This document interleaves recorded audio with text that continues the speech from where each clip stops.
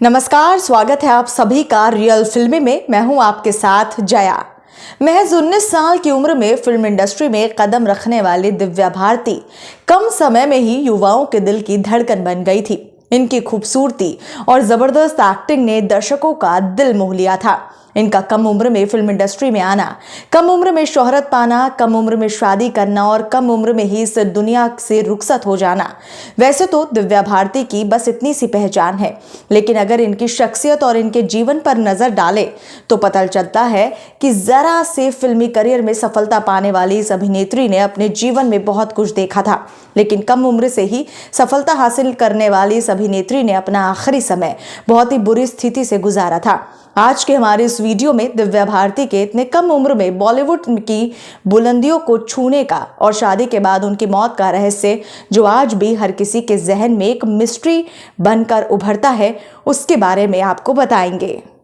Hindi cinema जगत की खूबसूरत अदाकारा दिव्या भारती का जन्म 25 फरवरी 1974 को मुंबई में हुआ था। इनके पिता का नाम था ओम प्रकाश भारती, जो कि एक इंश्योरेंस कंपनी में ऑफिसर हुआ करते थे। जहां दिव्या भारती अपने पिता की दूसरी पत्नी की संतान थी, उनकी मां का नाम था मीरा भारती। दिव्या भारती का एक छोटा भाई भी था। जहां दिव्या भारती ने अपनी पढ़ाई मैनखेंजी कॉपर हाई स्कूल से की थी, लेकिन उन्होंने अपनी पढ़ाई लेवल 9 स्टैंडर्ड तक ही पूरी की, जिन्हें पढ़ाई में बिल्कुल भी दिलचस्पी नहीं थी। अगर बात करें इनके फिल्मी करियर की, तो इन्हें कई हिंदी फिल्मों का ऑफर मिला था और फिल्मों से हटा भी दिया गया था, और ऐसा कई बार चला जहां उनकी जगह किसी और अभिनेत्री को कास्ट कर लिया गया था।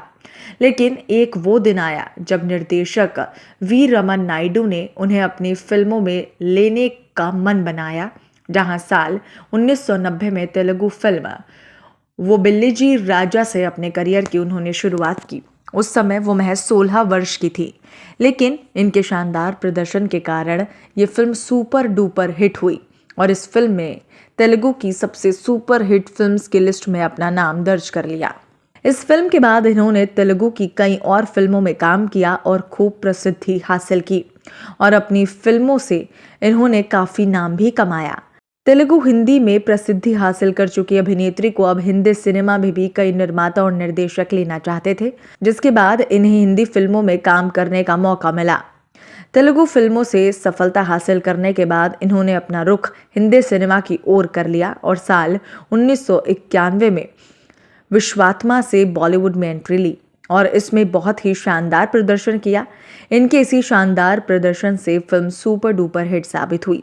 इस फिल्म का गाना सात समंदर पार इतना ज़्यादा हिट हुआ कि इस गाने को और फिल्म ने इन्हें रातों रात एक बेहतरीन अभिनेत्री बना दिया।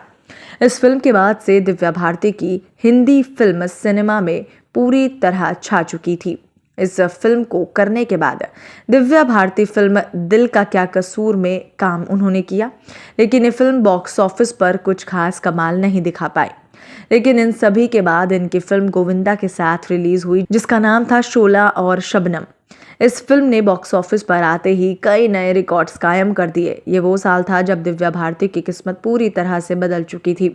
इस तरह इन्होंने एक के बाद एक कई फिल्मों में काम किया, जिनमें दिल का क्या कसूर, शोला और शबनम, दीवाना, जान से प्यारा, बलवान जैसी कई हिट फिल्में शामिल हैं। इन्हें बॉलीवुड में आए सिर्फ 2 ही साल हुए थे, लेकिन इन्होंने इतनी शोहरत कमा ली कि इन्हें पीछे मुड़कर देखने की ज़रूरत ही नहीं थी।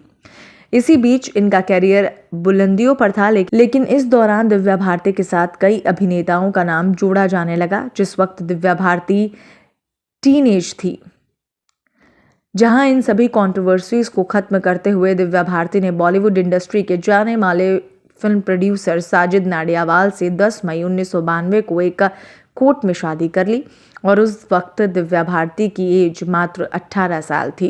जहां दिव्या भारती और साजिद नाडियावाल की मुलाकात फिल्म शोला और शबनम के सेट पर हुई थी। जब साजिद नाडियावाल गोविंदा से मिलने सेट पर पहुंचे तो उन्हें पहली नज़र में दिव्या भारती से प्यार हो गया। दोनों ने गुपचुप तरीके से शादी कर ली और कुछ सालों तक अपनी शादी की खबर हर किसी से छिपा कर रखी, क्योंकि दिव्या उस वक्त सफलता की बुलंदियों पर जा चुकी थी।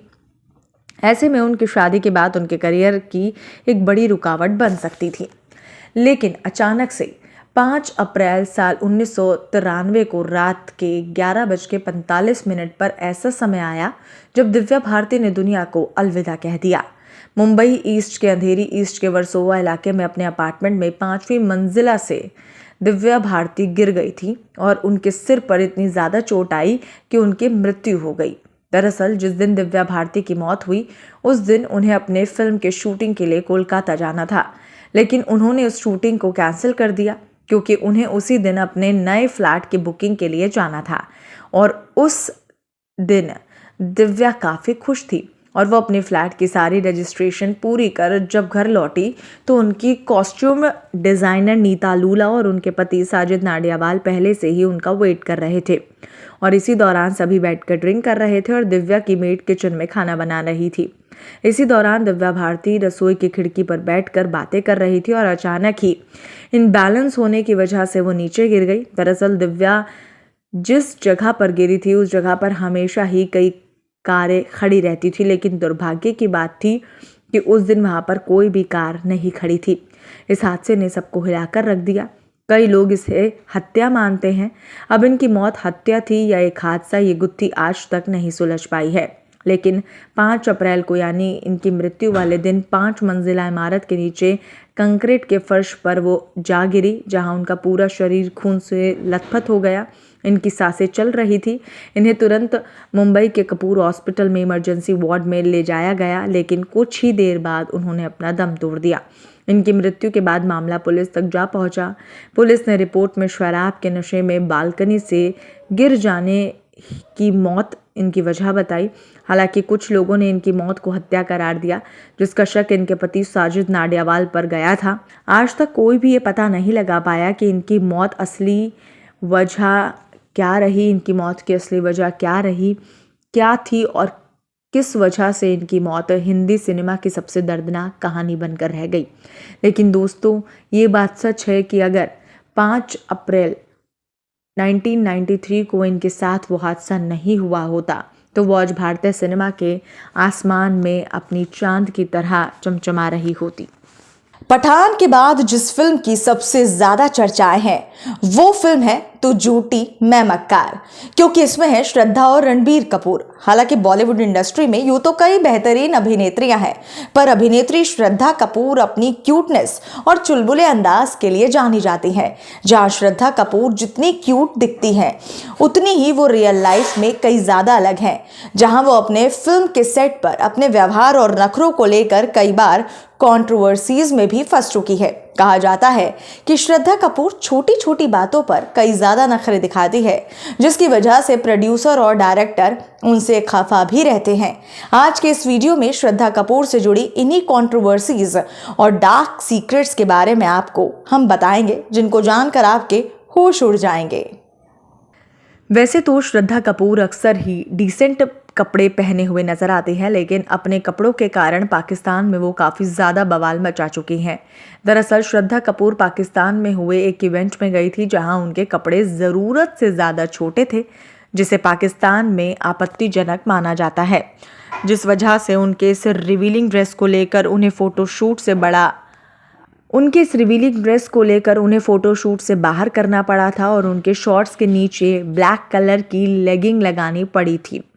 इससे पहले भी श्रद्धा कपूर अपनी ड्रेसेस को लेकर कई बार शर्मिंदा हो चुकी हैं। जहां आशिकी 2 के प्रमोशन के दौरान वो काले रंग के शॉर्ट ड्रेस पहनकर पहुंची थी और जो इतना छोटा था कि उसे पहनने के बाद उनके बैठने पर उनके इनर वेयर तक नजर आ रहे थे, जहां श्रद्धा उसे हाथों से छुपाती हुई भी साफ तौर पर नजर आई थी। इसके अलावा श्रद्धा कपूर गौरव गुप्ता के ट्रांसपेरेंट ब्लैक कलर के गाउन में नजर आ चुकी थी, जो काफ़ी ज़्यादा रिवीलिंग था, जो एक साइड से बिल्कुल ही ट्रांसपेरेंट था, जिसकी वजह से इन्हें काफ़ी ज़्यादा ट्रोल होना पड़ा था। Love relationship. दरअसल आपको बता दें, श्रद्धा कपूर एक्टर आदित्य रॉय कपूर के साथ अपने लव अफेयर को लेकर काफ़ी ज़्यादा चर्चाओं में रही हैं, जहां दोनों ने खुलकर इस रिश्ते को कभी कबूल नहीं किया, लेकिन कभी इस रिश्ते को इन्होंने नकारा भी नहीं। जिनका ये रिश्ता कुछ सालों तक चला, लेकिन अब ये दोनों एक दूसरे से अलग हो चुके हैं। तो वहीं इसके अलावा श्रद्धा कपूर और वरुण धवन का नाम भी काफ़ी ज़्यादा एक साथ जोड़ा गया था, जहां दोनों की फिल्म ABCD रिलीज़ हुई और दोनों ज़बरदस्त तरीके से एक दूसरे के काफ़ी ज़्यादा नज़दीक देखे गए थे, जिस पर यही कहा गया था कि आदित्य रॉय कपूर से ब्रेकअप के बाद अब श्रद्धा कपूर को वरुण धवन से कुछ ज़्यादा ही अच्छा दोस्त मिल गया है। जहां डांस प्लस के शो पर वरुण धवन ने कबूल किया था कि श्रद्धा कपूर उनका क्रश है, जिसके बाद उनका नाम फरहान अख्तर के साथ भी जुड़ता हुआ नजर आया था। जहां तलाक के बाद फरहान अख्तर का नाम आदित्य रॉय हैदरे और कल्कि कोचिन के साथ जुड़ने लगा था, तो वहीं पहले फरहान अख्तर का नाम श्रद्धा कपूर के साथ भी जुड़ चुका है। जहां दोनों की नज़दीकियां फिल्म रॉक ऑन के दौरान शुरू हुई। फिलहाल श्रद्धा कपूर जो है रोहन श्रेष्ठा को डेट कर रही हैं और फरहान अख्तर और वरुण धवन शादी कर चुके हैं।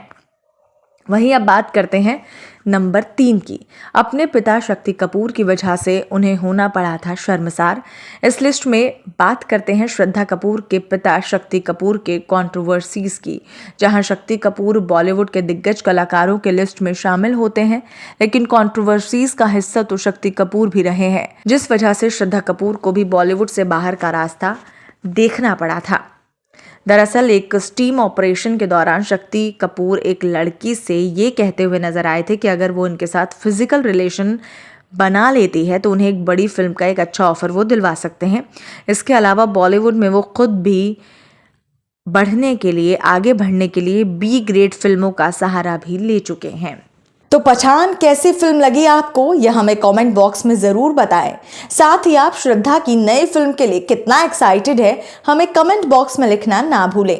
हमारे चैनल रियल फिल्मी को अभी के अभी सब्सक्राइब करें, बेल आइकॉन को प्रेस करें और वीडियो को लाइक शेयर करना ना भूलें।